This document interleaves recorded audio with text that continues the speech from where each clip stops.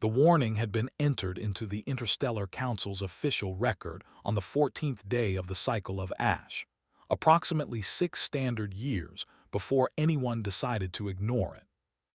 It sat there in the database, flagged with the highest priority classification the Council's archival system allowed, cross-referenced with 11 supporting intelligence reports, 3 independent sensor analyses, and 1 personal testimony from Fleet Admiral Doskevran of the Velhari hegemony, who had been the first to send a probe fleet into the outer edge of what was now formally designated Restricted Zone Theta 9 on all official Dominion charts. The warning read in full: "Do not enter. Zone Theta 9 is DESIGNATED sovereign territory of the Terran Compact. All vessels that have crossed the boundary marker AT coordinates 447.9 by 233.1 have failed to return. This INCLUDES, VLHARI Probe Squadron 7 22 vessels, KETH Reconnaissance Fleet 67 vessels, Outer Survey Mission Delta 4 vessels, and the Combined Hegemony Task Force under Commander PRELVUSS 143 vessels. No wreckage has been RECOVRED. No COMMUNICATONS were received after boundary crossing. No explanation has been provided by Terran Compact REPRSNTTIVES beyond the statement, 'We ask that you respect our borders.' This warning is issued in the strongest possible TERMS. Do not enter. 236 vessels. Gone. Simply gone, as if the universe had opened a quiet mouth and swallowed them whole, and then closed again, and the stars had continued burning as though nothing had happened at all. 6 years later, Councillor Vethoron of the Marathi Sovereignty read this warning for the first time. On the morning of the day, he was scheduled to present his proposal to the full council, and felt nothing that could be described as doubt. He felt, if anything, more certain. The council chamber was a magnificent space. Every civilization in the Interstellar Council had contributed to its construction, which meant it was an architectural argument made physical. 40 different design philosophies fighting for dominance in the same room, and somehow, improbably, arriving at something that worked. The ceiling was 200 meters above the floor, a dome of transparent alloy through which the gas giant that the station orbited cast permanent amber light. The seating arrangement accommodated 37 species. The air was a carefully managed blend of atmospheres that no single species would find perfectly comfortable, and none would find uninhabitable, a compromise so precise it had required 11 years of negotiation before the first stone was laid. Councillor Vethoron stood at the speaker's podium and looked out at the assembled representatives of 37 civilizations, and said what he had come to say. "The Terran Compact is not a civilization," he said. "It is an obstacle." The room was quiet, that particular quality of quiet that meant everyone was listening, and no one was yet certain where this was going. Vethoron was a tall figure, even by Marathi standards. Pale, fine-boned, with the 4-lobed cranium that marked his species' evolutionary path toward extreme cognitive development. He dressed simply for a counselor, which was a political choice.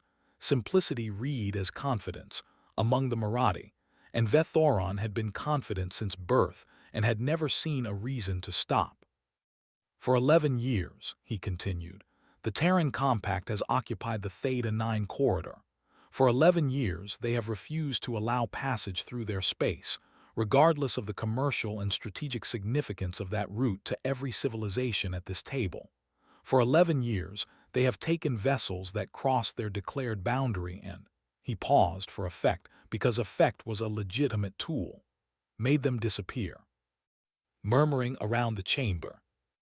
236 vessels, he said, belonging to 3 different civilizations, gone, and what has the council done? He let the question hang. "We issued a warning. We put a note in the database. We accepted the Terran Compact's single-sentence explanation, and we sat down and we moved on." From the Velhari section of the chamber, Councillor Drenavi, who was old and had been on the council since before Vethoron was born, raised a cautionary appendage.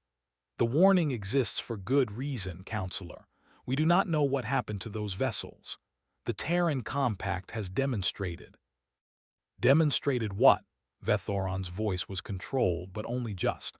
"That they can make fleets disappear, that they can ignore the Council's requests for transparency, that they can claim sovereignty over one of the most strategically vital corridors in the known systems and face no consequence."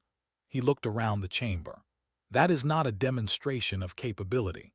It is a demonstration of our tolerance for being treated as irrelevant." "Silence." "I am proposing," Vethoron said, "a combined council armada, 40 civilizations contributing proportionally. The modeling projects a total force of between 1,100 and 1,500 warships, depending on contributions. This armada will proceed to the Theta 9 boundary, cross it, and demand from the Terran Compact a full accounting of what happened to the missing vessels and a formal agreement on corridor access." He looked around the room. "They cannot make 1,500 warships disappear." The Velhari counselor's appendage was still raised. "Counselor, the warning." "The warning," Vethoron said firmly, "is 6 years old. It is based on fear and speculation. We are the Interstellar Council. We do not govern by fear." He sat down. The vote, 3 days later, passed by a margin of 22 to 15. The combined council armada was authorized. The only council representative who voted against the motion, and then requested a private meeting with the human diplomatic liaison, was Councillor Faradine of the Saurilan Collective. The Saurilans were small, quiet people, physically small, roughly half the height of an average human, with large eyes adapted for low-light conditions and a nervous system that humans sometimes described, with affectionate imprecision, as running at a higher frequency than everyone else. They were brilliant engineers, exceptional mathematicians, and possessed a cultural tradition of saying difficult things plainly that their diplomatic corps had spent centuries trying to soften with mixed success. Faradine met the human liaison, a woman named Ambassador Kala Reyes, in a small conference room off the main corridor of the diplomatic wing. Just the two of them. No staff, no recorders, no ceremony. Faradine sat across from the ambassador and said, without preamble, "You should know what is coming." Reyes looked at her with calm brown eyes. She was a compact woman, human average height, with the kind of stillness that suggested she had been having difficult conversations for a very long time. "We know," she said. "The Armada will be ready within 4 months. Vethoron is pushing the timeline aggressively." Faradine's large eyes were troubled. "He is not a foolish man, Kala. He is, in many ways, an exceptional one. But he has decided that the missing fleets are a bluff, a demonstration of capability that is really a demonstration of nothing, designed to maintain a territorial claim that cannot be defended if truly tested." She paused. "He is going to bring 1,500 warships to your border." "I know," Reyes said again. "I voted against it." Faradine's voice was quiet. "I have read the warning, all of it, the intelligence reports, the testimony from the Velhari admiral, the sensor data from the probes that went in and then stopped transmitting." She looked at the ambassador. "I do not know what you have in Theta 9. I do not know what happened to those ships. I have spent 6 years not knowing, and I am comfortable not knowing because the knowing seems to require going in there to find out." She folded her hands on the table. "I am asking you, as plainly as I can you stop this before it begins?" Reyes considered the question for a long moment. She looked at her hands. She looked at Faradine. She looked at some middle distance between them where difficult truths lived. "We can talk to Counselor Vethoron," she said. "We have requested meetings. He has declined them." "Yes. He believes direct engagement before the Armada moves would be perceived as weakness, as a sign that you are concerned about the confrontation." Faradine's tone carried something that wasn't quite resignation and wasn't quite sorrow, but lived in the space between them. "In his framework, your wanting to talk is evidence that you are afraid of his talking to you." That's a difficult framework to work against, Reyes said. Yes, Faradine was quiet for a moment. What will happen when they cross the boundary? Reyes looked at her for a long time. There was something in her expression, not evasion, nothing so deliberate as evasion, more like the face of someone who was measuring exactly how much truth fit into the space available. They won't be harmed, she said finally. Faradine absorbed this. That is a very specific thing to say, and a very careful way of saying it. Yes, Reyes agreed. The other fleets were not harmed. No. Faradine stared at her. Then where are they? Reyes picked up her coffee cup, found it empty, set it back down.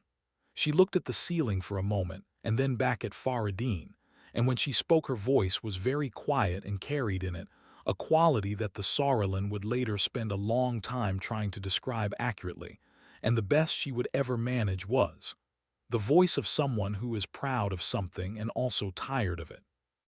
Do you know, Reyes said, why we chose the Theta 9 corridor for our outer boundary? Faradine waited. It's not the most defensible position. It's not the most resource-rich region. It's not the most strategically optimal placement by conventional military logic. She paused. We chose it because the corridor is the most direct route between the eastern expansion systems and the core worlds of 4 council civilizations.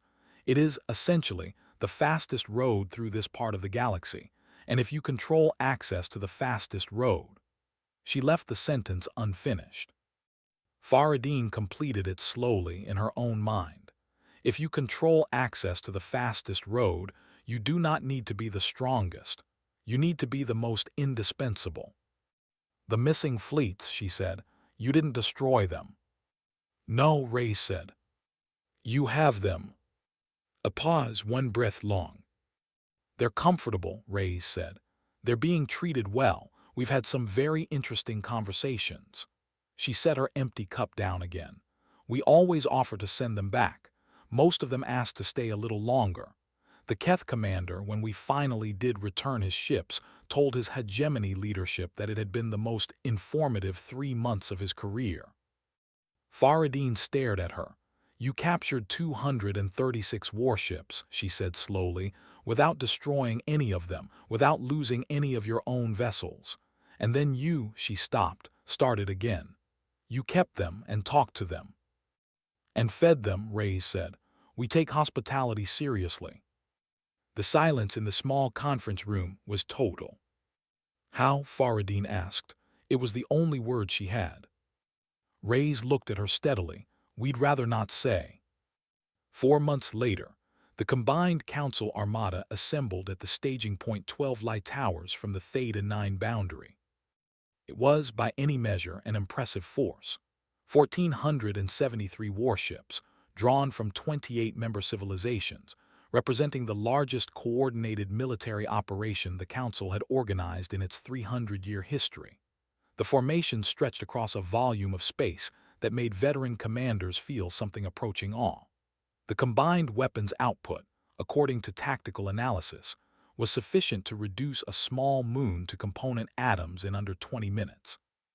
Councillor Vethoron stood on the bridge of the Armada flagship, the Marathi dreadnought voice of the Council, and looked at the sensor display showing 1,400 warships in formation behind him, and felt something he would later identify, with some embarrassment, as certainty. He had been right. He was right. This was what the galaxy looked like when it stopped being afraid. All ships report readiness, said his fleet admiral, a woman named Proskine who had commanded warships for 40 years and had the face to prove it. She was studying the sensor data with an expression that Vethoron classified as professional caution, and she would have classified as a bad feeling she couldn't quantify. Bring us to the boundary, Vethoron said. The Armada moved.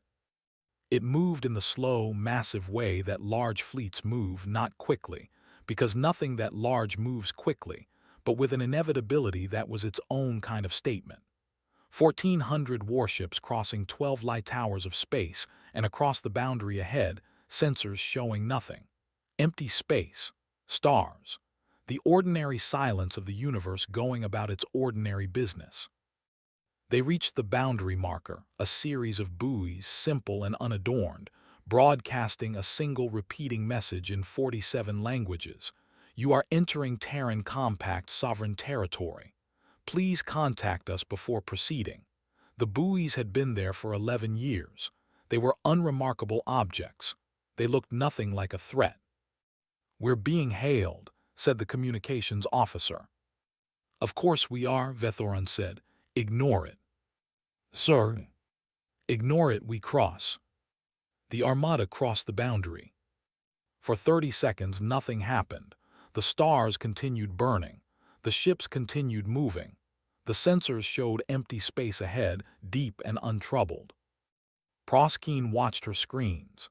She had a peculiar, specific feeling she recognized from 40 years of command, the feeling that preceded something she had not accounted for. She had learned to trust that feeling.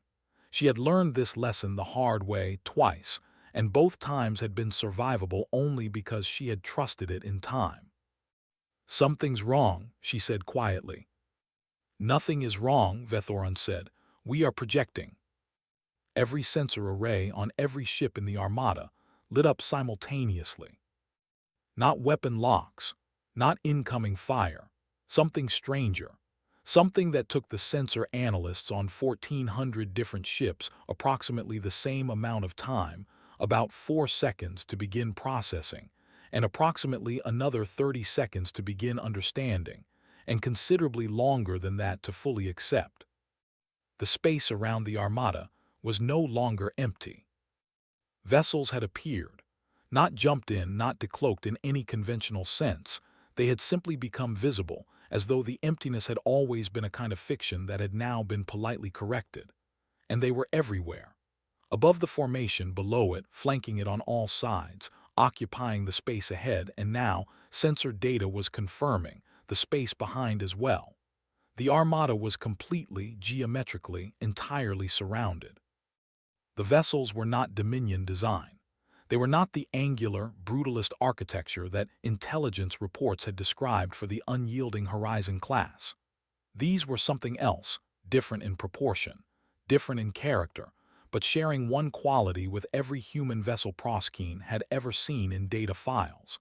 They looked like they had been built to do a specific thing, and that specific thing had been considered very carefully before the first plate was welded. She counted them. She stopped at 500 and kept going. She stopped counting at 800 because the number was becoming academic.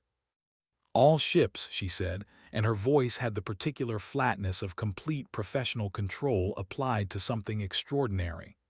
"All ships hold position. Do not arm weapons. Do not maneuver aggressively. Hold." Vethoron had not spoken. He was standing at the sensor display, looking at the data, and the expression on his face was the expression of a man whose certainty had just quietly left the room. The communications console chimed. "Put it through," Proskine said. A voice came through the channel, human, female, unhurried. "Combined Council Armada, this is Admiral Yara Osei of the Terran Compact Defense Force. I am currently aboard the TCSV Patient Thunder, positioned at your 11 o'clock high. Welcome to Theta 9. A brief pause. We've been expecting you. We've prepared accommodation." The bridge crew of the Voice of the Council said nothing.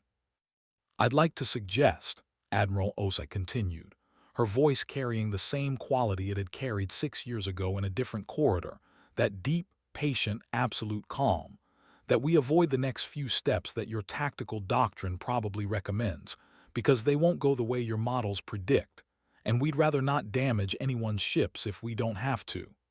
Repairs take time, and we have a lot of guests to process as it is."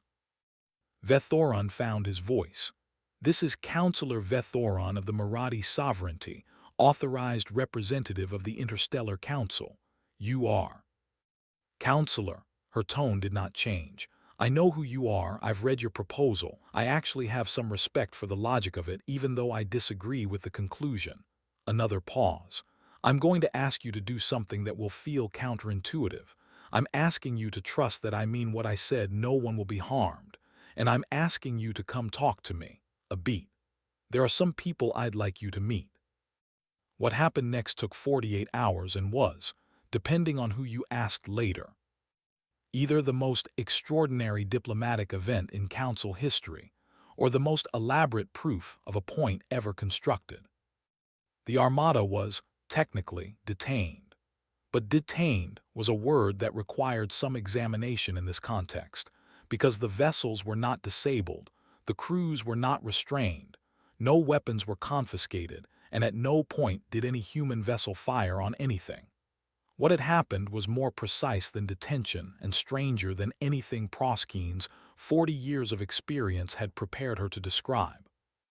They had been stopped, all 1,473 ships, simultaneously, by a mechanism that the best engineers in the Armada spent 48 hours analyzing and ultimately concluded used a form of gravitic field manipulation that their physics models said was theoretically possible, but required an energy input their calculations suggested was not achievable by any known civilization. They had been stopped gently, completely, without harm, and then the humans had opened a channel and said, "Please come talk to us." On the second day, Counselor Vethoron found himself seated at a table aboard a vessel he had been transported to by shuttle, voluntarily, technically, because everything about this was technically voluntary in a way that highlighted how little the distinction mattered across from Admiral Osai and a collection of people he had not expected. Commander Prielvas of the Hegemony Task Force, the one that had crossed the boundary 4 years ago with 143 ships and not returned, was sitting at the table. He was healthy. He was wearing a Hegemony uniform with a small, embroidered patch on the shoulder that Vethoron didn't recognize, and which turned out, when he asked, to be a human custom, a small gift from the crew of the ship he'd spent 3 months aboard. He was eating something that smelled extraordinary and appeared to be a human breakfast preparation, and he was eating it with the relaxed comfort of someone who had eaten it many times before. Counselor, Prielvas said and nodded. Vethoron stared at him. "You've been here for 4 years. 2 years, actually. They returned us after 3 months. Prielvas shrugged, a gesture he had clearly picked up from his hosts. "I came back. I'm here as part of an exchange program." He saw Vethoron's expression. "I know how that sounds." Osai sat at the head of the table. She looked older than the file photos from 6 years ago, but not in a diminished way, older in the way of someone who had been doing difficult things competently for a long time and wore the evidence without apology. She had a cup of coffee in front of her. There was a second cup placed in front of Vethoron's seat, without comment. "Counselor," she said, "I want to explain something to you. Not justify, explain. There's a difference." She looked at him steadily. "When the first probe squadron crossed our boundary 11 years ago, we had a decision to make. Engage militarily and establish deterrence the conventional way or find another way. We chose the other way." "You chose to capture fleets," Vethoron said. His voice was controlled, barely. "We chose to talk to them," Osai said. "The capturing was incidental. It was the only way to get the conversation started. Once the conversation started, it turned out to be a good one." She glanced at Prielvas, who nodded slightly. "Every fleet commander we've had in here has left with a better understanding of what we are, what we want, and why this corridor matters to us. Most of them have left as something closer to advocates than adversaries." She paused. "We kept hoping that the message would make it back to the council before it came to this." "The messages did make it back," Vethoron said. "I read them, the Velhari Admiral's testimony, the Keth commander's report." His jaw tightened. "The council classified them as potentially compromised intelligence, possibly the result of psychological influence during captivity." Os absorbed this. Something moved behind her eyes that was not quite disbelief and not quite resignation. "Right," she said quietly. "Of course." "Counselor." It was Prielvas who spoke, setting down his cup and looking at Vethoron with the directness of a military man who had stopped filtering his thoughts through diplomatic convention some time ago. "I want to tell you something I understood about 3 weeks into my stay here, and I want you to hear it because I don't think anyone has said it plainly enough." He paused. "What they have in this corridor would make your armada irrelevant. Not difficult, not costly, irrelevant. What stopped your fleet today? That was the lowest level of intervention available to them, not a demonstration of power, a demonstration of restraint." Vethoron looked at him. "They don't want to fight us," Priolvas said. "They never did. They built all of this," he gestured, a broad movement encompassing the ship around them and everything beyond it, because they calculated that a galaxy full of expanding civilizations would eventually produce someone who needed to be stopped without being destroyed, and they wanted to be the ones who knew how to do that. He met Vethoron's eyes. "They've been waiting, not impatiently. They're very good at waiting." Osai was watching Vethoron. She had a quality of attention that he recognized from the best commanders he had encountered in his career. The quality of someone who was not waiting for you to stop talking so they could respond, but actually listening, actually present, actually processing the full weight of another person's position and resistance and pride. "What do you want?" he asked. The question came out with less authority than he intended, because something had shifted in the 48 hours since the Armada had been stopped, and he was honest enough at his core to feel it. "What we've always wanted," Osai said simply.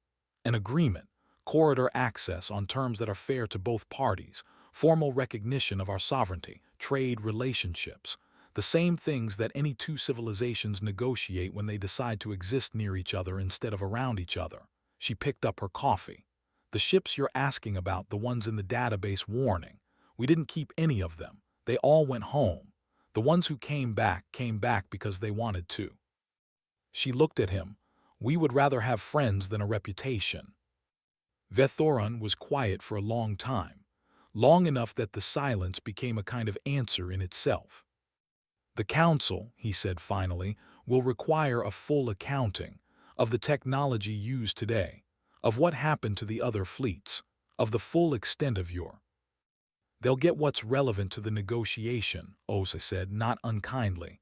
"Not everything. We're a sovereign nation, not an open book." She paused, "but we'll give them enough." The combined Council Armada was released after 61 hours. All 1,473 ships, unharmed, fully functional, returned to the other side of the boundary with their crews intact.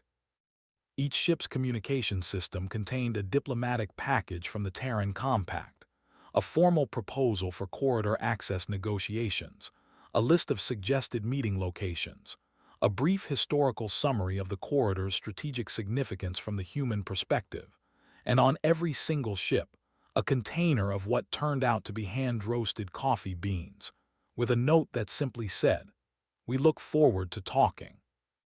The gesture was so strange, so entirely outside any diplomatic framework any of the 28 civilizations had encountered, that it took Council analysts 3 weeks to decide whether to classify it as a threat or a gift. They eventually settled on gift, largely because the coffee was excellent, and the analysts had consumed most of their samples before the classification committee convened. Councillor Vethoron filed his report to the Marathi Sovereignty Council and the Interstellar Council on the 7th day after his return. It was a long report, careful, precise, written in the exact formal register that a document of its significance required. It recounted everything that had happened, in the order it had happened, with full supporting data. It included the testimony of Commander Priolvas and 6 other fleet commanders who had been guests of the Terran Compact. It included the technical data that the Armada's engineers had managed to compile on the gravitic detention system, which amounted to confirming that it existed and acknowledging that they did not understand it.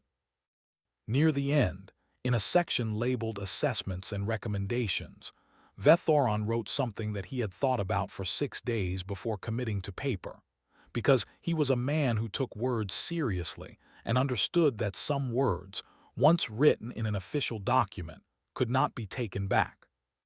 He wrote, "The Terran Compact is not an obstacle. It is a neighbor. The distinction matters. Obstacles are problems to be removed. Neighbors are realities to be understood. We have spent 11 years treating them as the former. I am recommending, without reservation, that we begin treating them as the latter." He paused, then he wrote one more line. "The warning in the database should remain, not as a deterrent, as a reminder that there are civilizations that can stop a fleet of 1,500 warships without firing a shot, and that choose, instead, to offer coffee." He submitted the report. The negotiations took 14 months. They were conducted by mutual agreement at Threshold Station, the same station where, years earlier, a different treaty had been signed after a single human warship had changed the calculations of an empire. The Terran Compact's lead negotiator was a man named Kofi Asant, who had the unhurried manner of someone who had been negotiating things for 30 years and had long since stopped being impressed by difficulty. Faradine of the Sauralin Collective led the council delegation. She had been elected to that position by a margin that surprised her, and that she later understood was not entirely about her qualifications, though her qualifications were genuine. It was also about the fact that she had voted against the Armada, and the council, in the aftermath of 61 hours of being stopped by something it didn't understand and then offered coffee, was in the mood for representatives who had perhaps been right.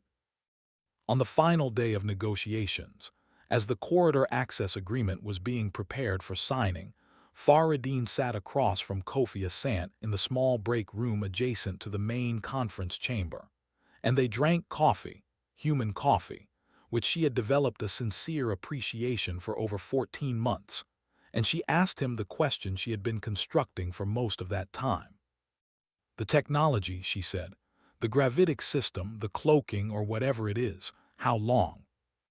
Asant looked at his cup. "Long enough. You've had it for more than 11 years, since before the first fleet crossed." "A while," he said. Faradine looked at him. "You waited. You had the capacity to stop any fleet that crossed. You waited for them to cross, and then you stopped them, and then you talked to them. Every time." She paused. "Why not simply demonstrate it first? Show the council what you had. Make the boundary respected without anyone having to cross it and be stopped." Asant turned his cup slowly in his hands. He was quiet for a moment, and in that quiet, Faradine had the sense of a very old thought being turned over and examined from a familiar angle. "Because demonstrations," he said finally, "are threats, and threats change the nature of a relationship before it starts. If we'd shown the council what we had 11 years ago, they would have spent 11 years deciding whether to fear us or find a way around us. Either outcome is bad." He looked up. "But if we showed them through what we didn't do, through every fleet that crossed and found something other than destruction waiting for them, then, eventually, someone came to the table already knowing that we could have done more and chose not to. That's a different conversation." Faradine was quiet. "The fleets we stopped," Asant said. "Every commander, after the first few days, once they understood they weren't going to be harmed, they all asked the same thing. Why don't you just use this? Why hold back?" And we had the same answer every time." He paused. "Because we didn't want to be the civilization that used it. We wanted to be the civilization that had it and didn't need to." "That distinction," Faradine said carefully, "requires an extraordinary amount of patience." "Yes," Asant said, "it does." He didn't sound particularly troubled by this. "We've been told we're stubborn." The agreement was signed on a Tuesday, which was a human designation for a day that had no equivalent in most council calendars, but which the human delegation had quietly insisted on, not for negotiating purposes, not as a power play, but simply because the lead engineer on the corridor access infrastructure project had her birthday on a Tuesday, and she had worked on the project for 9 years, and someone thought she deserved to have the signing happen on her day. This detail was shared with the council delegation as a footnote in the event documentation, and it was, in the considered opinion of Faradine and several other delegates who read it, One of the most disarming things the humans had done in 14 months of doing disarming things. It was so thoroughly, completely, deliberately human in its priorities. A senior engineer's birthday mattering to the selection of a signing date, that it made everyone who read it recalibrate slightly their model of who they were dealing with. After the signing, as the chamber emptied and the formal photographs were taken, and the coffee was consumed, and the diplomatic small talk played out in 47 languages, Counselor Vethoron stood at the station's observation window and looked at the stars. He had thought, 6 months after his return from Theta 9, that he would feel humiliated by what had happened to his Armada, that the experience of being stopped, gently and completely and without violence, by a civilization he had publicly called an obstacle, would follow him through the rest of his political career as a defining failure. It had not felt like that. It felt instead like something rarer, like being wrong in a way that changed how you saw things, and being alive to appreciate the change. Admiral Osai appeared beside him. She had attended the signing in dress uniform, which was the same deep blue as before but with additional rank insignia, and she was, as always, not doing anything with her hands except existing in a relaxed stillness that somehow communicated complete attentiveness. "Counselor," she said. "Admiral," he looked at her. "I have been trying to decide," he said, "whether I should apologize to you. For the Armada. For the Armada, for not reading the warning more carefully, for deciding before I had adequate information that you were a problem." He paused.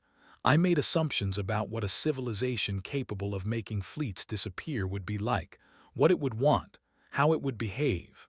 He looked at the stars. "I was wrong about all of it." I looked at the stars too. "You weren't entirely wrong," she said. "We do make fleets disappear. We do have the technology we have. You were right that there was something significant in the corridor." She tilted her head slightly. "You were just wrong about what it meant." "I thought it meant threat," he said. "I know." She was quiet for a moment. "A lot of people do. It's a reasonable first interpretation." She paused. "It's just not the right one." Outside the station, the stars burned with indifferent permanence. Somewhere in the distance, along the corridor that was now, by agreement, open to all, accessible, navigable, the fastest road through this part of the galaxy, 1,473 warships were making their way home to 28 different civilizations, their crews carrying, in addition to the formal documentation of what had happened, a more personal cargo, something harder to file and classify.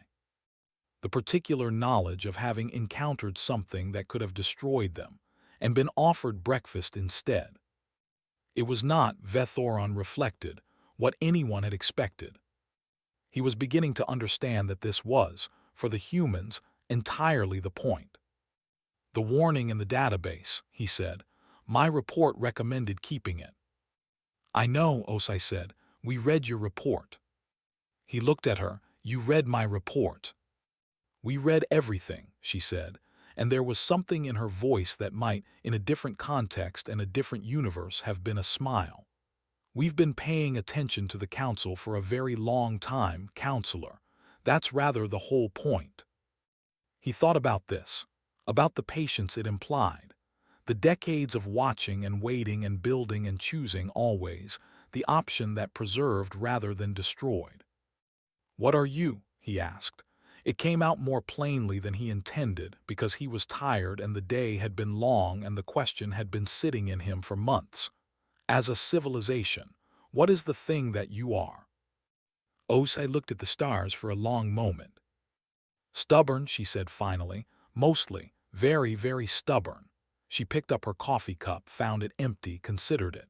"We decided a long time ago that we wanted to be in the galaxy, fully in it, present and engaged, but that we didn't want to be in it the way that expansion usually goes, with force and conquest and civilizations ground down to make room."